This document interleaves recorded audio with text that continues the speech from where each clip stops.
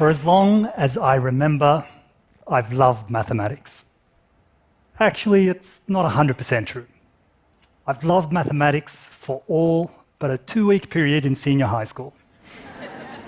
I was top of my class and we were about to start the extension maths course. I was really excited about this brand new topic coming up, complex numbers. I like complex. My teacher was priming us for the concepts with some questions about square roots. Square root of 9, 3. Square root of 256, 16. Too easy. Then she asked the trick question, what about the square root of -1? Of course, we were all over it. Come on, miss. We all know you can't take the square root of a negative. That's true in the real world, she said. But in the complex world, the square root of -1 is the imaginary number I. That day, my entire mathematical world came crashing down on me. Imaginary numbers? Seriously? But mathematics is a source of truth. Please don't go abstract on me. I would have studied art if I wanted to play with imaginary numbers. This is extension maths. Let's get back with the program. She didn't. And over the next couple of weeks, I reluctantly performed meaningless calculations, finding imaginary solutions to quadratic equations. But then something amazing happened. We began finding elegant solutions to real-world problems we previously had no answers to, starting with the complex world of imaginary numbers. So some mathematician, 500 years ago, decides to have some fun and make up these imaginary numbers. And because of that, we can now derive these amazing identities with applications in the real world in fields like electrical engineering. Wow, I gained a whole new level of appreciation for mathematics. And after my brief mistrust, I was now in love with the subject more than ever. Francis Su, the mathematician, sums it up beautifully when he says, "We study mathematics for play, for beauty, for truth, for justice, and for love." But if you ask a student today, you probably hear a different story. You might hear difficult and boring, and they might be right about difficult, but it's certainly not boring. In fact, I'd say being difficult to master is part of what makes it beautiful, because nothing worth doing is easy. So we need students to stick around long enough through the difficult parts to appreciate the beauty when it all ties together, much like I did for that brief couple of weeks in high school. Unfortunately, our school systems, we move students through mathematics in a lockstep process. So those who fall a little behind find it near impossible to ever catch up and appreciate that beauty. But why is this a problem? Why should we care? Well, today more than ever, our world needs every citizen to be skilled in mathematics.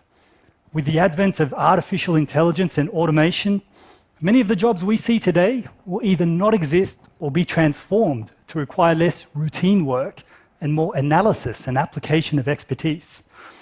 But we're not producing the extra mathematics students to fill these new roles. This graph shows a number of students taking standard mathematics and advanced mathematics over a period of 20 years in Australia. It's clear that while we have demand for mathematics skills rapidly increasing, supply is in steady decline. To put things in perspective, half of the students completing high school today in Australia are not prepared to understand any argument about rates of change in data. In this digital age, where fake news can influence election results, this is very concerning. Let me give you a concrete example. Let's take a closer look at that graph. Can everyone see what I've done there to stress my point? If you can't, let me show you it now with the vertical axis starting at 0, where it should be. Yeah, you see it now, right? It's the exact same data, but I've manipulated the representation to influence you. And that's cool, that's my job up here. But in all seriousness, unless we do something to drastically improve student engagement with mathematics, we'll not only have a huge skills shortage crisis, but a fickle population easily manipulated by whoever can get the most airtime. So what's the solution? There are a lot of things we have to do.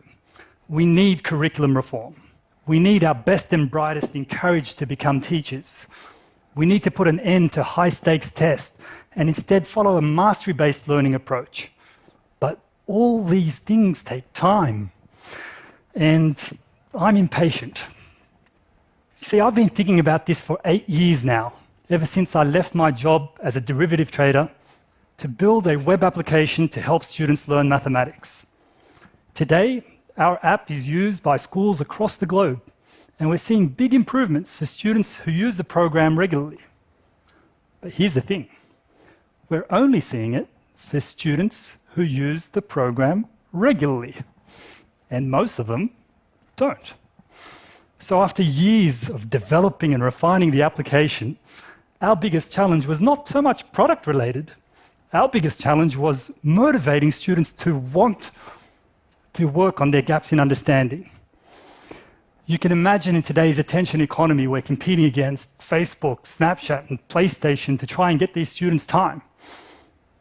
So we went back to the drawing board and started to think about how we could make it worthwhile for students to spend some of their attention budget on their education. We tinkered with gamification elements like points, badges, and avatars, and we'd see a temporary spike in engagement, but things would go back to normal as soon as the novelty wore off. Then one day, my co-founder Alvin came across a study of students in Chicago led by the behavioral economist Stephen Levitt, where they paid students who improved on their test scores. He started telling me about some of the things they tested for and the interesting findings they had. For instance, they found that incentivizing students for inputs like effort worked a lot better than incentivizing for outputs like test scores.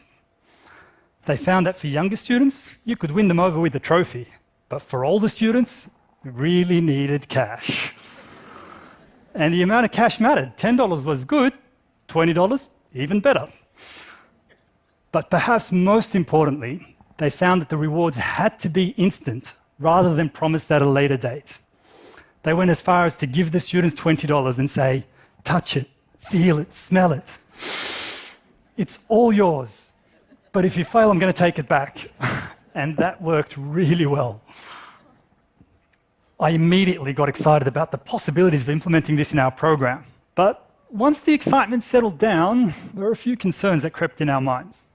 Firstly, was this ethical? Secondly, how would we fund this thing? And finally, would the results be sustained if the students were no longer paid? Now, let's look at the ethical part first. I'm a bit of a mathematical purist, so I'd be one of the first people to say that we should study mathematics for the sake of mathematics. Remember, for play, for beauty, for truth, for justice, and for love, not for money. As I struggled with this, I came to see that while it's the way I look at mathematics now, it's only because I studied it long enough to appreciate it. It's very difficult to tell a student struggling with mathematics today to work hard for a payoff in the distant future. And it's not so much bribery that's at work here, because I could bribe students by telling them about my big bonuses in my derivative trading days as a reward for doing well at maths. But it doesn't pay off for a very long time, so it's practically ignored. Behavioral economists call this hyperbolic discounting. And Levitt goes as far as to say that all motivating power vanishes when rewards are handed out with a delay. So, from a purely economic point of view, if we don't use immediate incentives, we are underinvesting in student outcomes. I took heart from that and came to see that as a society, we're actually quite used to financial incentives, whether it be by the government, by employers, or at home. For instance, many parents would pay their children an allowance or pocket money for doing chores in the house. So it wasn't really all that controversial. As I thought about that, I started to answer that second question of how are we going to fund this? Naturally, parents are the most invested in their children's education. So let's charge them a weekly subscription fee to use our program, but if the students complete their weekly maths goal, will refund the subscription amount directly into the child's bank account. We chose 3 exercises completed over a 1-week period for a $10 reward. That way we're incentivizing effort rather than performance over a short enough period and with a substantial enough payout for the students to care. Now, I remember when I first told my wife about this new business model. If she had any doubt left that I've gone completely mad, that pretty much confirmed it for her. She said to me, "Mo, you realize that if everybody does their homework, which you want, you're not going to make any revenue, which you don't want." Great business model. I said, "Yeah, it's more like an anti-business model. It's free if you use it, but you pay if you don't."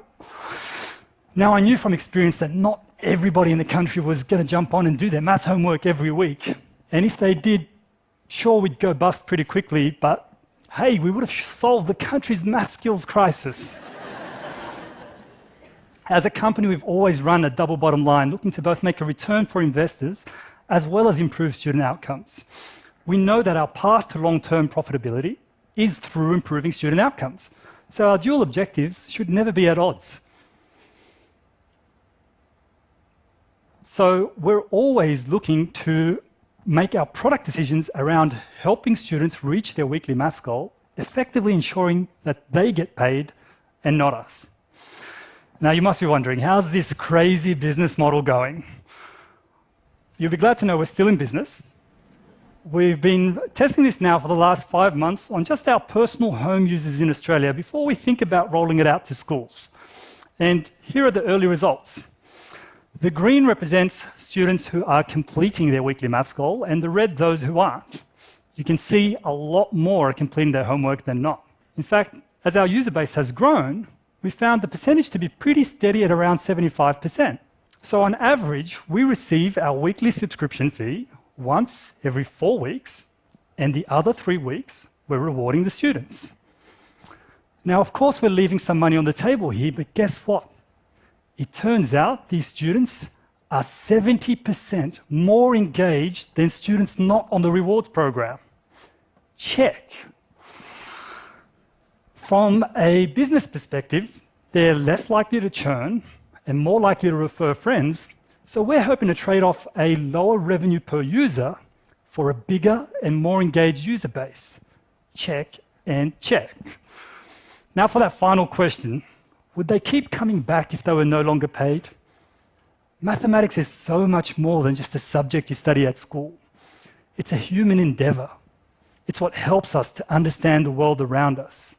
And the more you know, the more you want to know. So yes, we've triggered initial engagement with a financial reward. But in the long run, the money won't matter anymore, because in the long run, the wonder of mathematics will be the incentive, and understanding it will be the reward. Thank you.